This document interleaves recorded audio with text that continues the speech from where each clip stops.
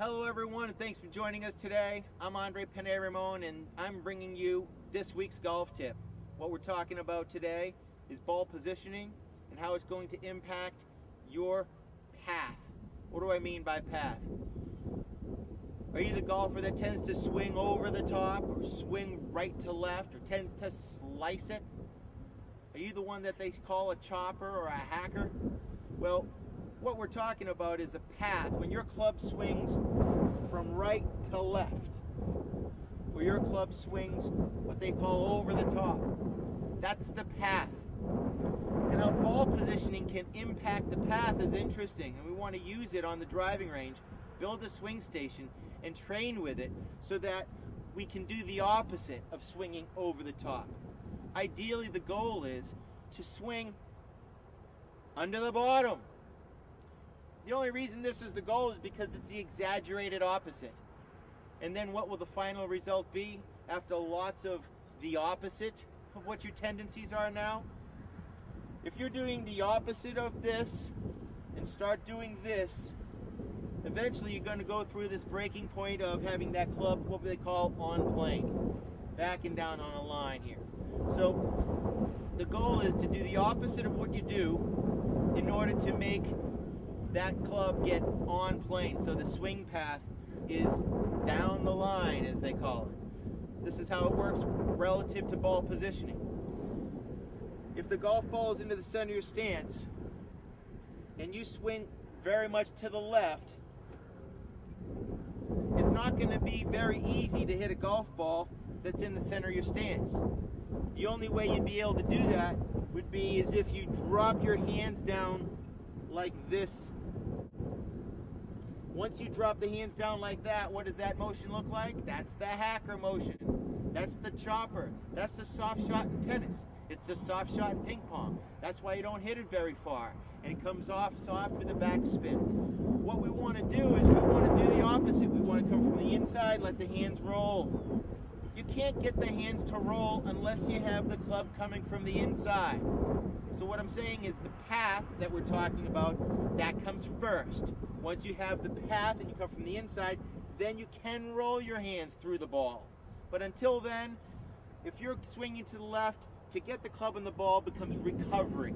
And if you get the club on the ball, it shows some degree of athleticism. Good for you. However, that slice or that pull to the left isn't ideal and it's not what you're looking for. So what we need to understand next is, how does the golf ball position impact my path so that I can change that and then can start to actually draw the ball. Make the ball start a little bit to the right and come back into the left if I'm a righty golfer. Well, with ball positioning, some people look at it being linear, which means I would start the golf ball in the center of my stance, and if I moved it back a little bit, I'd move it straight back.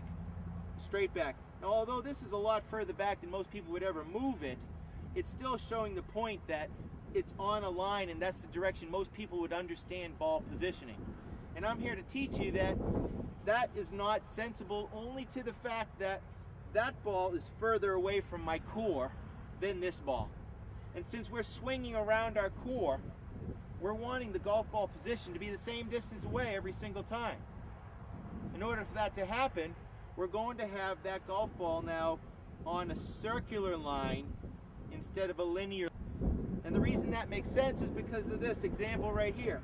As I take this club and I swing it left and I make a divot, oh, I missed the ball. However, where is the divot? It's the same distance from the ball as this one that's in the middle. That's my point. And so then this one needs to come a little bit closer, and the semicircle is starting to shape here, you can see. So as I move the golf balls, let's say I spread these back out a little bit so that you can even see the semicircle a little bit longer, okay? A nice little exercise that you can try sometime is go ahead and look at where your divots would be if you swing to the right and hit the ground. I promise you they're going to be behind the center ball. If you swing to the left and make a divot, they're going to be in front of the center ball. And that's just going to prove that the ball position needs to be behind the center in order to swing to the right, which is ideally what we're looking to do It's the opposite of what your tendencies are now. So that eventually, again, your swing ends up down the line and on plane. So as you start to practice now with a ball in the back of your stance, that's what we're talking about here. Go ahead and put the ball in the back of your stance. And as you start hitting that golf ball, that club's going to be coming from behind you instead of from over in front of you. That's now swinging to the right. As it's swinging to the right, the golf ball's going to go to the right. Yes, a lot of people won't want to do this who slice it because they already say, my ball's going to the right. Why would I want it to go any further? Well, I'm here to tell you that you need to start with the path. The path goes to the right, and then you'll be able to roll the hands, which will make the golf ball turn back into the left. So this is the opposite of what you tend to do. But when you take a look at it from a math perspective, this becomes quite interesting. From the center of my stance, the dead core center of my stance, when I take a line from the center of my stance to a ball that's in the back of my stance,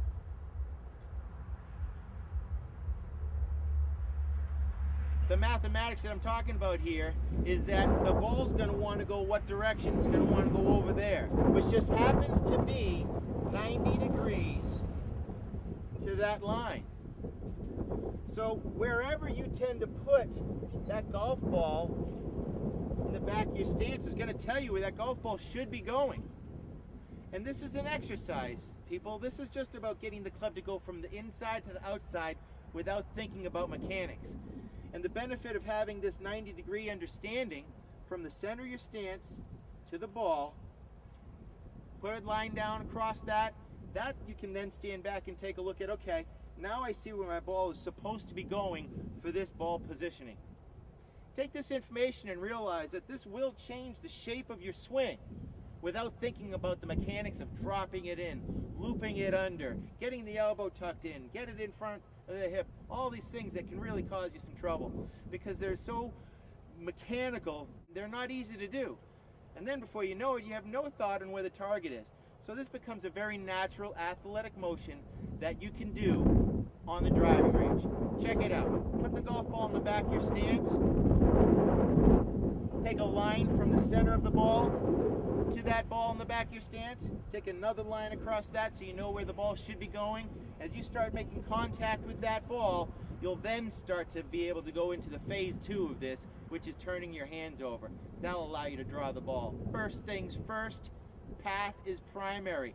Get the path down so that way you can roll the hands over and be that forward top spin player. The power move instead of the hacker, chopper, soft shot. Be the power move. Look forward to seeing you next time. Thanks for joining us.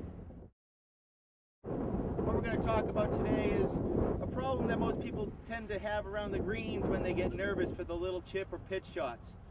Are you one of those people that has trouble getting that golf ball struck solidly? You hit the ground before the ball? Or are you one of those people that tend to scull it and it rolls over the green? What tends to be the issue here? How come we can't smooth it out there? How come we're having trouble getting to be a smooth shot maker? The issue tends to be in our grip pressure and in our weight distribution. Check it out. First things first is our grip pressure. If you're getting tight through impact, it's going to be likely that the club isn't releasing on its own. It's not bottoming out. You have no weight in the club head. You really want that to happen. As simple as that sounds, here's the key. A lot of people will tell you about keep your grip soft, but they're talking about address position. I'm here to tell you that if you soften your hands at impact, you will not have the hand pressure against the club to be able to shove it in the ground or to scull it. So as your hand pressure gets soft through impact, it's going to allow the golf club to release on its own. The second issue is in order to make that club release on its own, you have to be turning a little bit. And the turn needs to go more into the heel or under the ankle instead of on the balls of your feet. As we get on the balls of the feet, we want to lift up. As we lift up, we scull, or we stay on their feet and we chunk it. That's this week's web tip. Thanks for tuning in.